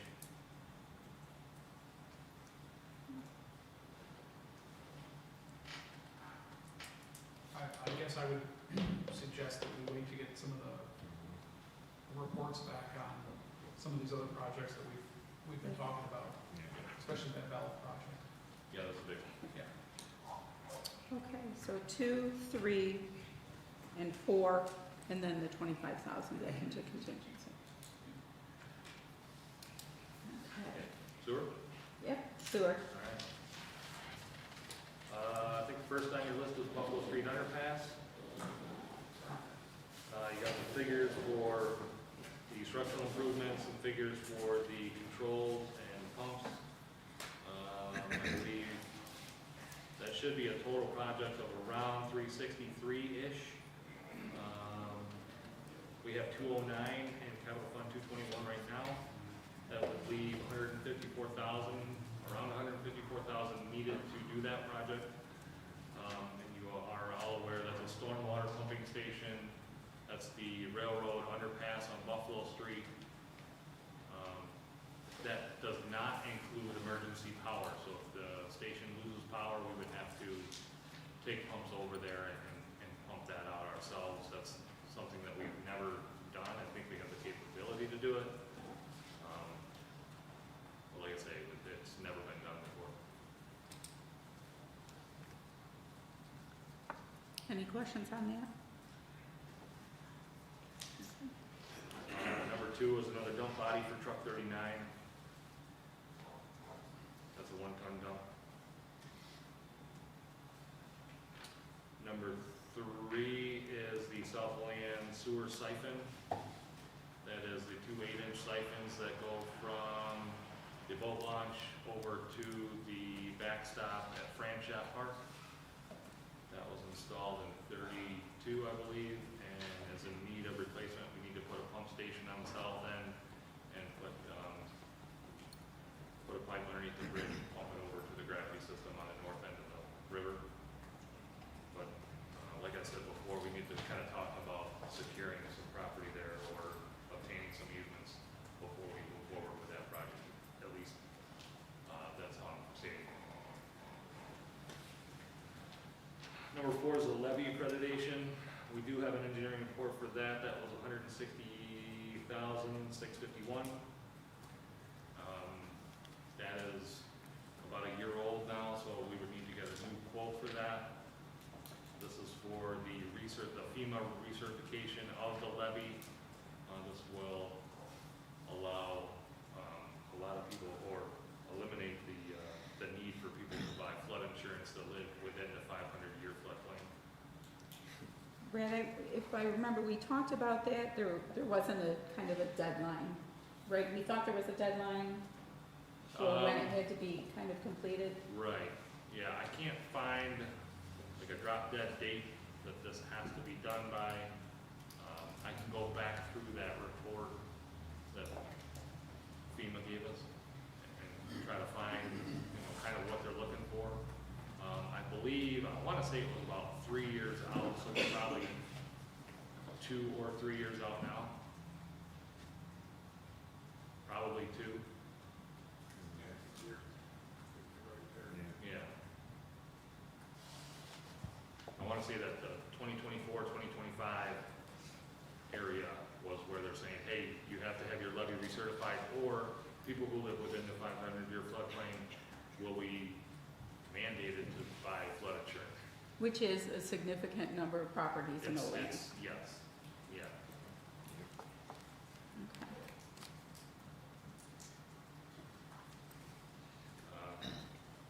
Yeah, so any questions on the levy accreditation? And I think the last on your list is the project that found us. That's the sewer collapse in North Olean. And that's probably, I mean, we have to do something there. We probably should do something soon. So, no quote yet, meaning we've gone out to look for a quote, or we've been just kind of, I have not gone to look for a quote or secured an engineering firm to do a project scope for that, because right now we're kind of trying to hash out whose is it. We have documentation that the state owns it, and they want to argue that we own it, but they haven't been able to produce anything that says that we own it. But I think probably the right path forward here, just because of where we're at, would be to move forward and then try to recoup those funds from the state at some point in time, whether it's during the project or once the project's completed. Right now, somebody is incurring $1,000 a month for pump rental while we wait. But we probably should do a RFP for engineering firm to give us a report. Yeah, I agree with that.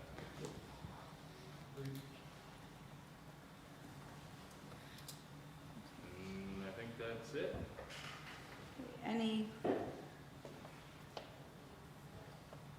comments on the sewer fund? So I'll start, I guess. I'm in favor of, number one, to get that done completely.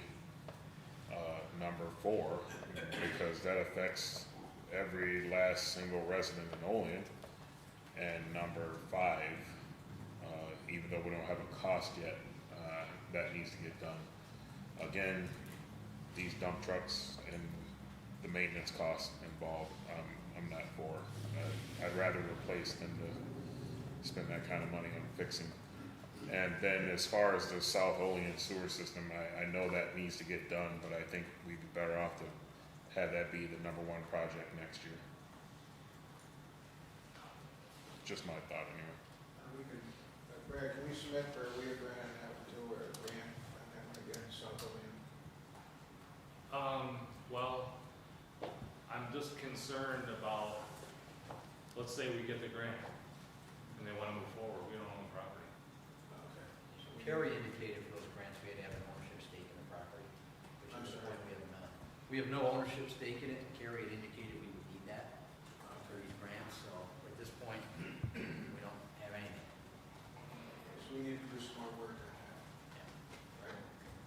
Yeah, I mean, could we apply and then real aggressively move forward to secure the property? Sure. Yeah, I think that's a possibility, but, whatever you guys feel. If you want to move that one to next year, then we can do some more work on trying to secure the funds. That's just my opinion. I support 1, 2, and 4. Any other thoughts?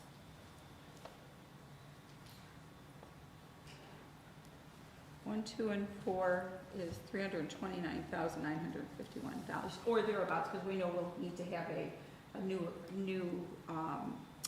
quote for the levy. Yeah, Correct. for the, yeah, that's for the engineering.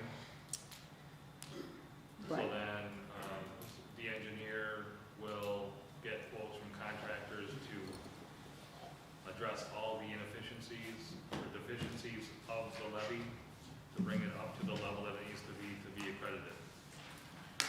And then we'll have to dip back into the fund in order to pay for the actual work. Right.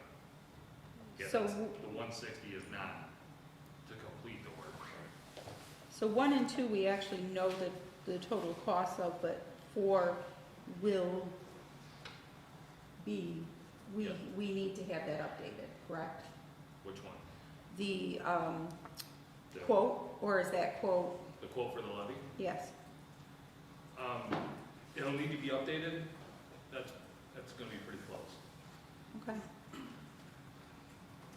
Any other comments? John, I support 1, 2, and 4 as well. I made a comment last time we spoke about 4, that, maybe there was a benefit in that initial cost if we joined up with the local folks that also have to do it along the river. I don't know if that went anywhere, I feel like it could. The dump truck, for that price, if we're gonna get at least 5 years out of that truck, I think it's worth it. And the Buffalo Street underpass has gone up so fast since we've been talking about it that I think holding off anymore, we lose the benefit every time we push it off. Jason, I did have a conversation, and and I don't believe the town of Olean has any dikes in the town. Is what I was told. But, and the village of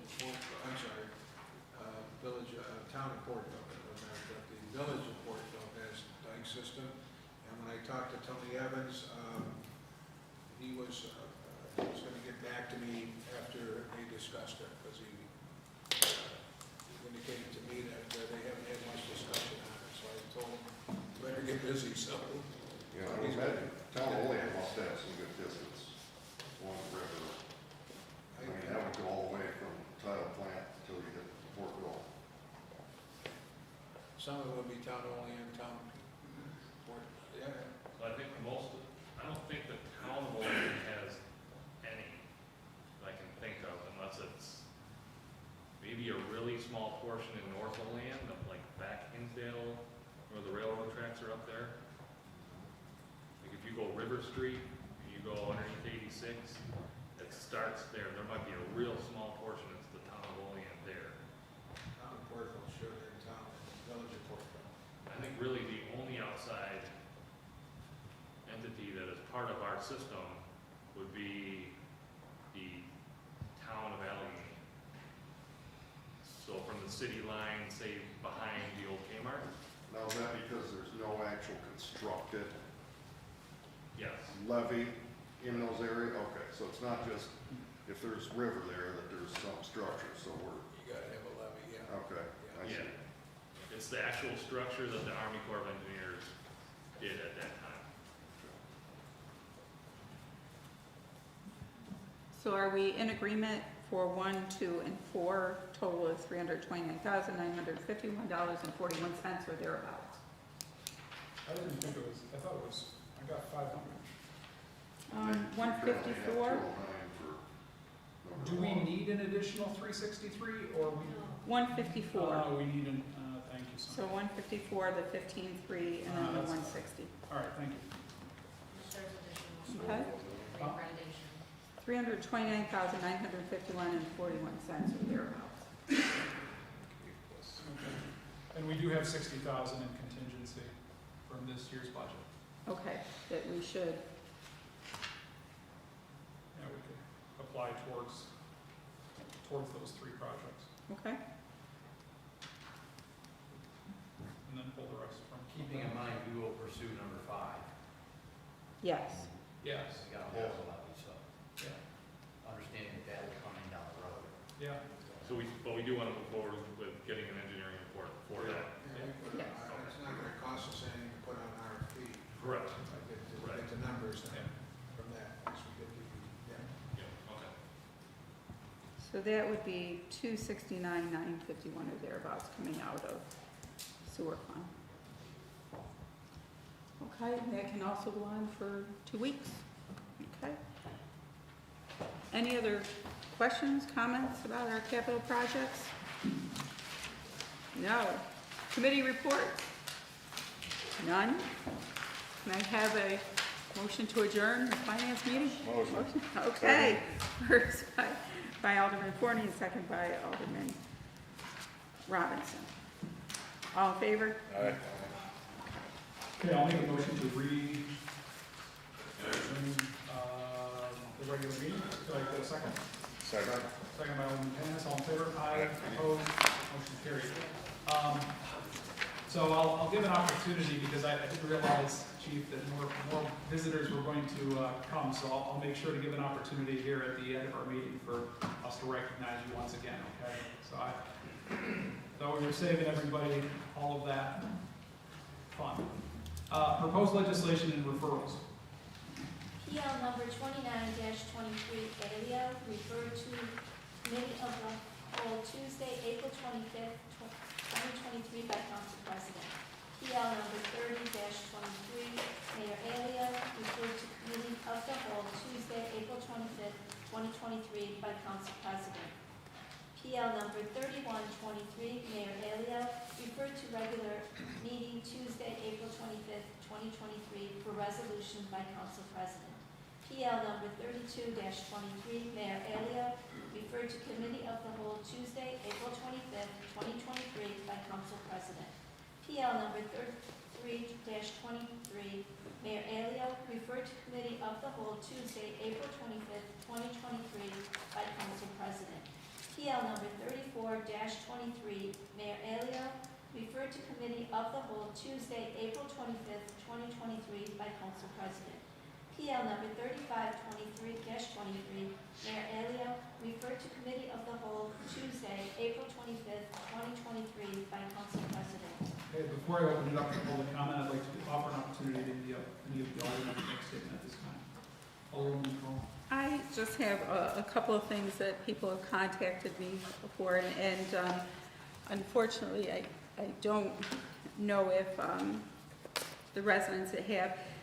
North 6th Street has become an ongoing issue for the residents in terms of parking, particularly with the school and with sports being, and it's kind of always been I guess it's just gotten worse over time, and I'm hopeful that a couple of residents may show up just to talk about it. I was wondering if we could talk about maybe looking to either make it a one-way street so there could be more parking, because one side of the street literally is a hill and has no parking. There are no driveways, I should say. Or the other thing is, and I think this is perhaps a help in the shorter term, but looking to put some striping down, because when I looked at it the other day, people were parking in a way that they could have been having more parking spots, right? But somebody parks here and somebody else parks, 6 feet back, and so that eliminates a whole parking spot because people just aren't using it efficiently. So just in terms of looking and seeing what we might be able to do on North 6th Street.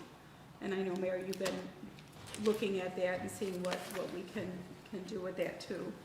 One of the things, the email that was sent said this sweeper night is coming up, or sweeper night is coming up, and you gotta remember that, or maybe they didn't know, but on sweeper night, you're allowed to park in the public right away, which would be the subway.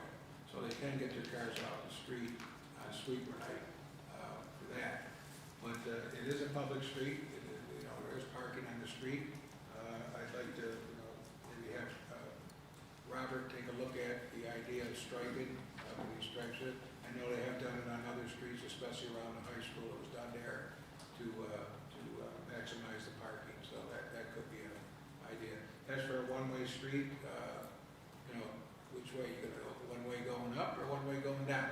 So you got issues doing both of that. So, but that might be something also for our DPW and police department and fire department to take a look at that and see what they can come up with. Okay. And the other issue I had was I had a couple of people approach me that use the subway intermittently for whether they're for auction signs or estate signs, and just wanted to make sure that as long as they're timely putting them out and removing them, that they weren't being picked up by our police department. And I told them I would come forward and just... We have a law in the books that says there's no placing signs in the public right-of-way. And this law went into effect many years ago. So our codes, our police department, and the rest are very, very diligent on removing these signs. They can put it on private property, but not in the public right-of-way. So most of these places know it. Most of the estate sales, they know it. And that's, now that we have a code enforcement officer out there on Saturdays too, it's going to be we'll be picking more of them up. So it's a law that was put in. I can remember many years ago. As a matter of fact, I think a guy named Casey Jones was the author of the law. And what was happening was that there was just signs being put all over the place on telephone poles, all that, and they were not being taken down afterwards. So that's what was the impetus behind getting that law in effect. Okay, so So as long as they're on their private property, but not on the subway? Okay. Thank you. Anyone else? All right, will the clerk please read the public comment statement? It's been all waiting. Sorry, Frank, didn't do that. It's all right. So at this time, I would ask any members of the public to approach the podium, state your name and address for the record, and you will have 5 minutes.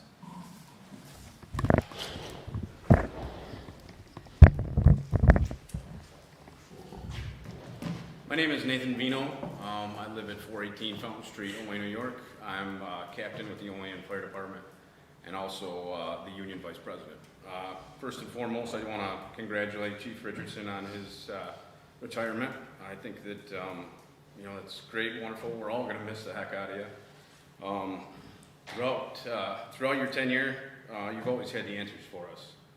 You've always grabbed the wheel at 10 and 2 and always navigated us through it, whether it be COVID, the unknown depths of COVID, to the dismal days of losing members of the department. You've always grabbed the wheel at 10 and 2. You've always navigated us through it without missing a single checkpoint. We appreciate it. No matter the task or the situation, you've kept us motivated and positive through them all. I think I speak for everybody when I say thank you for being a mentor, thank you for being a friend, and thank you for being one of the best leaders this fire department has had. Thank you.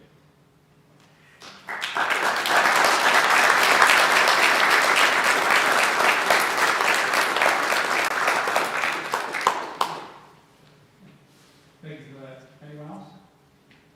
Anyone else?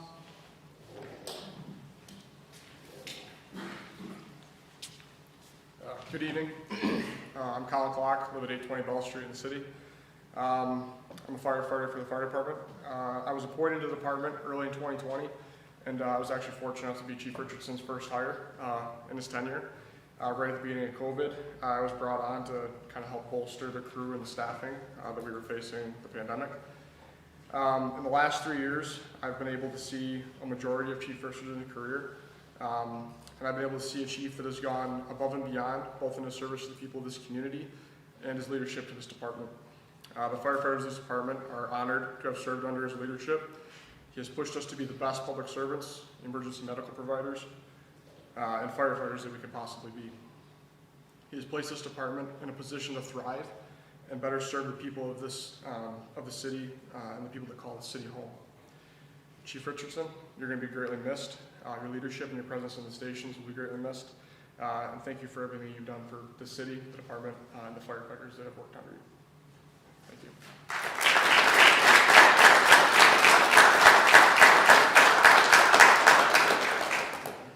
Thank you. Anyone else? Anyone else? Anyone else? At this time, I'll call public comment. Thank you for those remarks. On the finance and bills.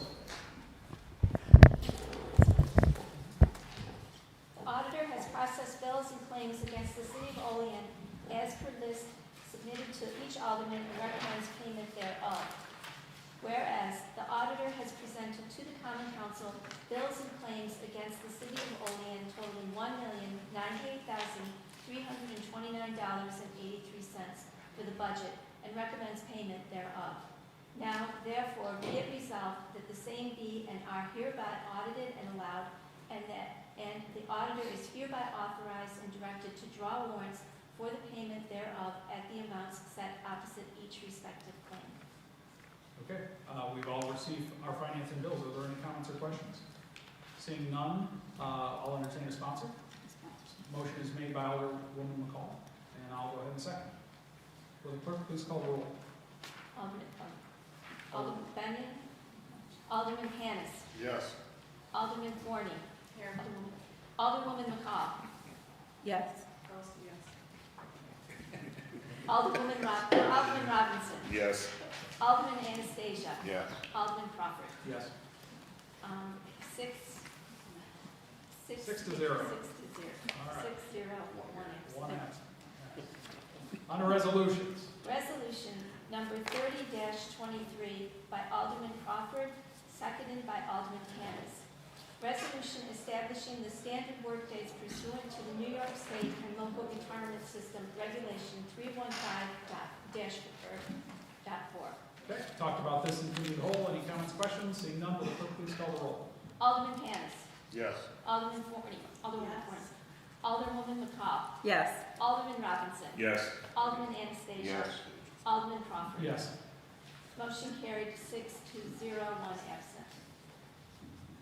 Resolution number 31-23 by Alderman Anastasia, seconded by Alderman Benyon. Resolution confirming the appointment of Mark Boudelet for the Board of Assessment Review. All right, talked about this. Any comments, questions? Seeing none, will the clerk please call the roll? Alderman Panis. Yes. Alderwoman Forney. Yes. Alderwoman McCall. Yes. Alderman Robinson. Yes. Alderman Anastasia. Yes. Alderman Crawford. Yes. Motion carried 6-0, 1 absent. Resolution number 32-23. I need sponsors. Okay, okay. Did we pass, Resolution. did we pass, We discussed this in committee we last just week, discussed we it, did not right? talk about it. Okay, it's going right to the resolution. Resolution number 32-23, to adopt a capitalization policy for capital assets for the city of Olean. Okay, we talked about this last week. Any comments or questions? I'll go ahead and make a motion. Can I get a second? I'll second. Seconded by Alderman McCall. Will the clerk please call the roll? Alderman Panis. Yes. Alderwoman Forney. Yes. Alderwoman McCall. Yes. Alderman Robinson. Yes. Alderman Anastasia. Yes. Alderman Crawford. Yes. Motion carried 6-0, 1 absent. Resolution number 33-23 by Alderwoman McCall, seconded by Alderman Panis. To authorize the acceptance of a grant offer from the New York State Department of Transportation for work at the Cattaraugus County Olean Airport, described as taxiway A and B rehabilitation, PIN number 5904.57. All right, we talked about this previously. Any comments, questions? Seeing none, will the clerk please call the roll? Alderman Panis. Yes. Alderwoman Forney. Yes. Alderwoman McCall. Yes. Alderman Robinson. Yes. Alderman Anastasia. Yes. Alderman Crawford. Yes. Motion carried 6-0, 1 absent. Resolution number 34-23 by Alderman Panis, seconded by Alderman Benyon, to amend the fee for security services provided by the Olean Police Department to $65 an hour. Okay, any comments, questions? Seeing none, will the clerk please call the roll? Alderman Panis. Yes. Alderwoman Forney. Yes. Alderwoman McCall. Yes. Alderman Robinson. Yes. Alderman Anastasia. Yes. Alderman Crawford. Yes. Motion carried 6-0, 1 absent. Resolution number 35-23 by Alderwoman Forney, seconded by Alderwoman McCall, to authorize the mayor to enter into a consultant agreement with CNS Engineers Incorporated for the Comprehensive Development Plan project. Talked about this, committee of the whole. Comments or questions? Seeing none, will the clerk please call the roll? Alderman Panis. Yes. Alderwoman Forney. Yes. Alderwoman McCall. Yes. Alderman Robinson. Yes. Alderman Anastasia. Yes. Alderman Crawford. Yes. Motion carried 6-0, 1 absent. Resolution number 36-23 by Alderman Robinson, seconded by Alderman Panis, to authorize the mayor to enter into agreement with Molly Ventura Landscape Design Architects, PLLC, for the design and construction administration of the Marcus Park collaboration with in tandem. Okay, talked about this. Comments or questions? Seeing none, will the clerk please call the roll? Alderman Panis. Yes. Alderwoman Forney. Yes. Alderwoman McCall. Yes. Alderman Robinson. Yes. Alderman Anastasia. Yes. Alderman Crawford. Yes. Motion carried 6-0, 1 absent. Okay, so before we adjourn, since the group has gotten larger, Chief, I'd like to again recognize you and ask if you have any additional words to offer your friends and family here tonight. Well, I got emotional on the first round, so we'll see what happens on this one. But again, just to reiterate, I thank you for how you treated me during this time, during this tenure, albeit short, but sometimes, things happen for a reason. But the one thing I'll take with me is what I've learned from all of you.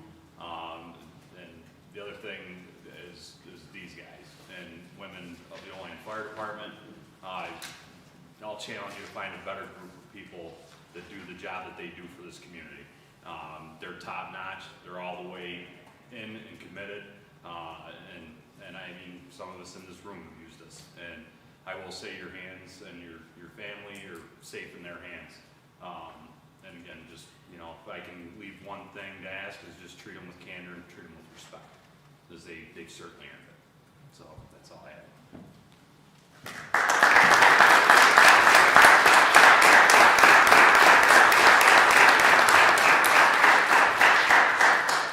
Okay, anything else, Mr. Mayor? Just one clarification on resolution 3623. We have 50,000 in the fund for Marcus Park. So I said during discussion that we have the money in the now fund. So that would be $18,477 taken out of that fund. Are we all okay with funding it that way? Yes. Everybody good? Yes. Yes. Thank you. Okay, make a motion to adjourn, do I get a second? Second. Second by Alderman Robinson, all in favor? Aye. Opposed, motion carried.